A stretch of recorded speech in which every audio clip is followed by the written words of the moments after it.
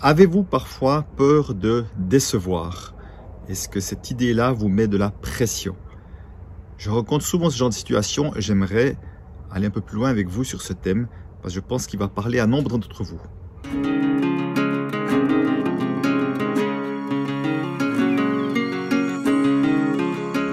Avant cela, je suis Christian Junot, expert de la relation à l'argent, francophonie, auteur et co-auteur de plusieurs livres dont « Ce que l'argent dit de vous ». Voilà, dans 2 heures, je vais partir en voyage à l'étranger et je profite encore de ces belles montagnes derrière moi pour vous faire cette vidéo en lien avec une situation que j'ai encore vécue tout récemment et qui est vraiment, j'ai envie de dire, un grand classique. Alors justement, cette idée de peur de décevoir. Je me souviens, quelqu'un me disait, au fond, j'ai l'impression que si j'augmentais mon prix, j'aurais encore plus de pression de devoir atteindre un résultat que si mon prix reste là où il est. Donc là déjà, vous voyez, c'est intéressant déjà de voir que pour certains, il y a un rapprochement qui est entre prix égale devoir accomplir quelque chose. Et derrière tout ça, effectivement, il y avait la peur de ne pas être à la hauteur et de décevoir. Alors c'est comme je dis, un grand classique et j'aimerais juste qu'on aille un peu plus loin. Déjà, pour une partie des personnes, c'était mon cas d'ailleurs aussi, cette peur de décevoir, elle peut provenir du fait de ne pas avoir eu le bon sexe à sa naissance. Voilà, moi j'étais attendu comme une fille, donc il suffirait qu'un des 2 parents espérait un enfant d'un autre sexe pour que quelque part, soit au moment où il l'a su, si c'était avant la naissance, ou au moment de la naissance, qu'il y ait une forme de déception. Et que nous, comme nous captons tout, en fait, déjà dès la vie intra-utérine, nous aurons comme encodé, engrammé, surtout ne pas décevoir, ou ne pas décevoir parce qu'il y a comme une sorte de prix à payer en quelque sorte dans notre inconscient. Donc nous allons tout faire pour ne pas décevoir les autres. En l'occurrence, ça peut être parfois justement un papa ou une maman, mais d'autres personnes. Et le problème, comme je dis déjà encore et encore, c'est que chaque fois que j'ai peur de décevoir, je vais quand même décevoir. Et la première personne que je vais décevoir, c'est moi-même. Je vais me décevoir moi-même à force de ne pas oser dire certaines choses, de ne pas oser faire certaines choses, de ne pas oser me positionner. Toute une série de choses parce que je fais passer les autres avant moi, que je me retrouve comme piégé par cette peur-là.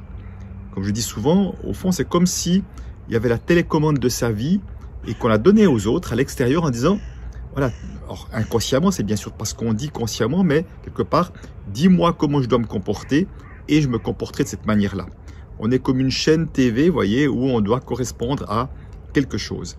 Et bien évidemment, tant qu'on est là-dedans, eh ben, ça veut dire que ce sont les autres qui tiennent la télécommande de notre vie et que nous sommes quelque part, je mets des guillemets, en leur possession, dans le sens que nous leur donnons un pouvoir, d'ailleurs que eux n'ont pas, sauf si nous voulons bien leur donner ce pouvoir-là. Donc c'est important de reprendre cette télécommande et d'aller voir une chose, c'est que s'autoriser à être une déception. S'autoriser à être une déception, ce n'est évidemment pas un but en soi, c'est de lâcher les peurs de décevoir les autres. Alors, pourquoi c'est important? Parce que il y a des choix de vie qu'on peut faire qui vont potentiellement décevoir des personnes et simplement, aussi longtemps que je ne veux pas les décevoir, je suis prisonnier de leur regard. Et au moment où je deviens libre, je suis OK à l'idée qu'ils soient déçus. Alors que ça peut être quoi? Un choix de vie, ça peut être par exemple de décider de quitter mon emploi et peut-être je peux décevoir un chef ou des collègues qui m'appréciaient ou qui comptaient sur moi par exemple ou qui m'avaient fait confiance à une époque. Je peux décevoir un ou l'autre parent parce qu'ils m'ont payé des études d'ingénieur et moi je vais faire thérapeute ou je ne sais quoi. Voilà, donc à un moment donné, en choisissant de divorcer, j'ai connu des personnes qui ont été de grandes déceptions pour leurs parents parce que ça ne se fait pas de divorcer selon certaines traditions ou je ne sais quoi d'autre. Donc vous voyez, à un moment donné, quand je fais des choix de vie qui ne correspondent pas peut-être aux attentes d'autres personnes, aux espoirs d'autres personnes, je peux potentiellement les décevoir. Et alors c'est là où décevoir, oser être une déception devient une bonne chose parce que encore une fois, ce n'est pas un but en soi, mais si je m'autorise à les décevoir et ils sont déçus, ça veut dire que je vais faire ce qui est juste pour moi plutôt que ce qui est juste pour eux. Je ne sais pas si c'est aussi clair que je l'aimerais, cette chose-là. Donc ce que je rejette, je l'attire, je ne veux surtout pas décevoir et je vais quand même décevoir. Parce qu'au fond, ce que j'ai remarqué, c'est que si des personnes nous voient sous un angle, je parle des proches surtout, mais ça peut être un proche autant professionnel que privé, si des personnes nous voient sous une forme, eh ben tiens, j'ai souvent, mes parents m'ont vu, justement, un de mes parents m'a vu comme une déception, m'ont vu comme étant pas à la hauteur, je ne sais pas quoi. Quoi que je fasse, j'ai l'impression qu'ils ne vont voir que ça. Ils vont voir que le morceau qui manque, en quelque sorte, qui va correspondre à leurs attentes, pas à leurs attentes, à leurs croyances, à leurs a priori nous concernant.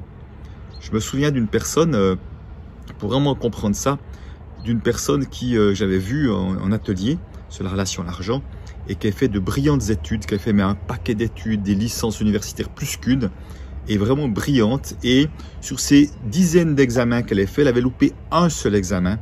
Et le jour où sa mère l'avait su, lui avait dit « Oui, je savais bien qu'avec toi, on aurait des problèmes. » Donc, vous voyez, en quelque sorte, c'est que, vous voyez, là, sa mère était juste focus sur le truc là, sans arriver à voir tout ce qu'elle avait réussi. Enfin, la question là, vous voyez à quel point sa mère avait choisi de voir sous un autre angle, et à quel point elle avait à se détacher de ce regard des autres et à s'autoriser à être la plus grande des déceptions pour sa mère, pour lâcher la pression de vouloir absolument un jour plaire et convaincre sa mère qu'elle était quelqu'un de bien.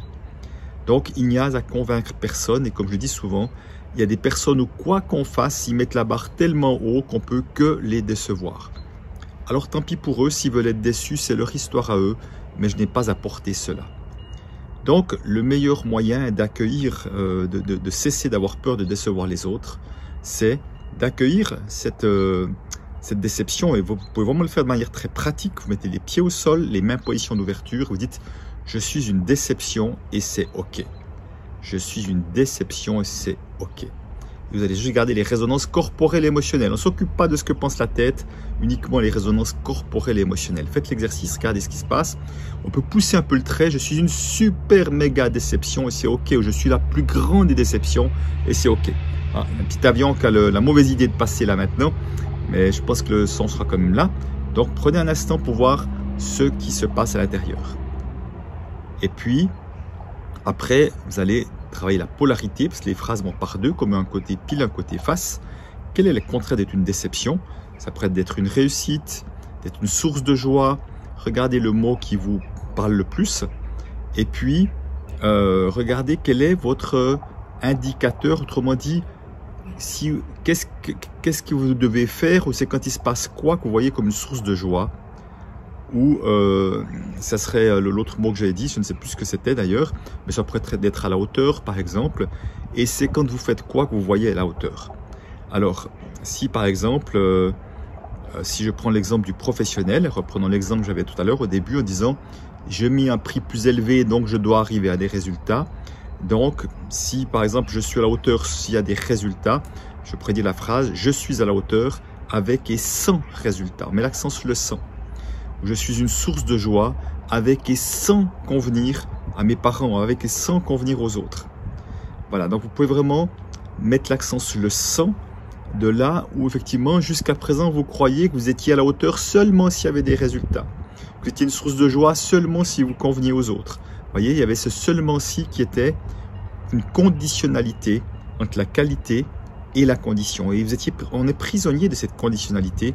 Comme certains pensent qu'ils sont sécures seulement ils ont de l'argent, qu'ils sont libres seulement ils ont de l'argent. C'est le même genre de croyance qui nous enferme en quelque sorte.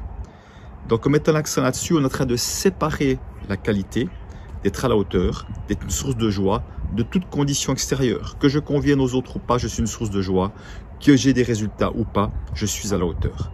Parce qu'encore une fois, nous ne sommes pas une unique porteur de résultats. En tout cas, dans les métiers de service, d'accompagnement, évidemment que c'est un travail d'équipe. Et que c'est ensemble que vous allez avoir des résultats, mais moi tout seul, je n'arriverai pas à avoir des résultats pour mes clients si eux ne veulent pas s'engager, si eux ne veulent pas souffrir. Voilà, j'espère que je ne vous ai pas perdu en route parce que j'ai fait un peu des cheminements. Tout ça pour dire que s'autoriser à être une déception, ça lâche beaucoup de tension, ça lâche beaucoup de peur. Donc faites l'exercice si ça vous parle et mettez un commentaire que je vois comment ça résonne pour vous. Et n'hésitez pas à partager cette vidéo si elle peut servir à d'autres personnes parce que je vois que nous sommes tellement prisonniers par la peur du regard des autres. Donc chaque fois qu'on accueille une partie de soi, comme celle-ci et d'autres encore, chaque fois on se sent un peu plus libre parce qu'on se détache du regard des autres. Et là, ça donne beaucoup plus grande liberté, effectivement, d'agir tel que je l'entends. Voilà, je vous souhaite le meilleur. Encore une belle vue sur ces montagnes que je vais quitter pour deux bonnes semaines. En tout cas, j'adore ce paysage. J'espère que vous aussi. Et je vous dis à bientôt. Ciao.